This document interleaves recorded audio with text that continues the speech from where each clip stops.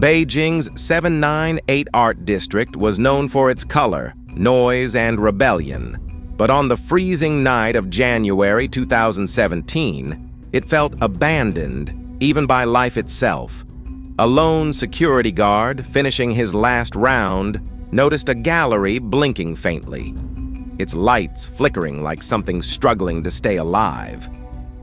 When he stepped inside, a chill swept across the room, the kind that feels deliberate, almost aware.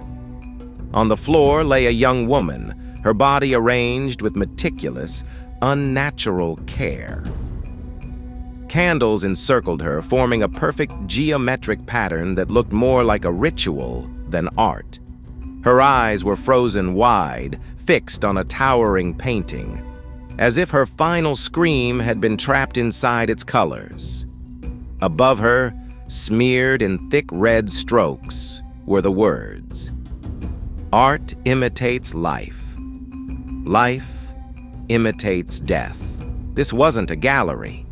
It was a stage, and someone had performed their masterpiece. The victim was Mei Lin, a rising artist known for exposing corruption within the art scene. Her work was bold, unsettling, and far too honest for some two figures quickly surfaced in her story. Adrian Zhou, the charming gallery owner who profited from Mei's growing fame, and whose success depended on her silence, and Li Wei, a sculptor whose jealous obsession with Mei had consumed his career and his sanity.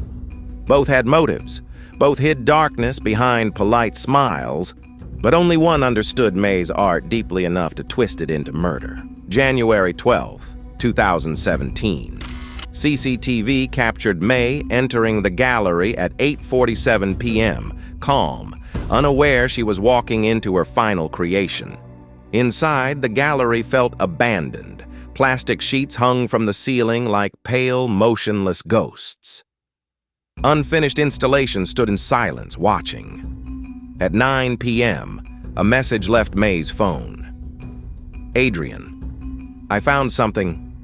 Come alone." But forensics later proved Mei never touched her phone after entering. Someone else was already inside, someone waiting. When investigators later stepped into the room, the candles had burned low, their wax dripping like melted bones. The gallery no longer resembled a workspace.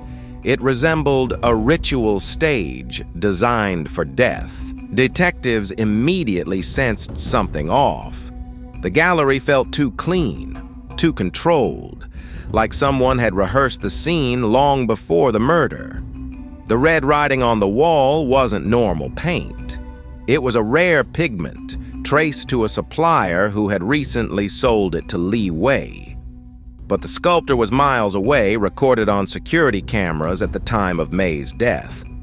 Then came the second clue. The message sent to Adrian came from a cloned sim, crafted with cheap equipment anyone could buy online. Not skill, just calculation. But the most disturbing clue was the candle layout. It wasn't random. It was a perfect replica of one of Mei's own installations. Symmetry of silence. Whoever killed her wasn't just covering up a crime.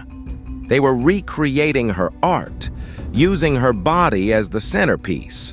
The breakthrough came 3 days later. A janitor discovered a small USB drive behind a ventilation grate, something the killer likely dropped by accident.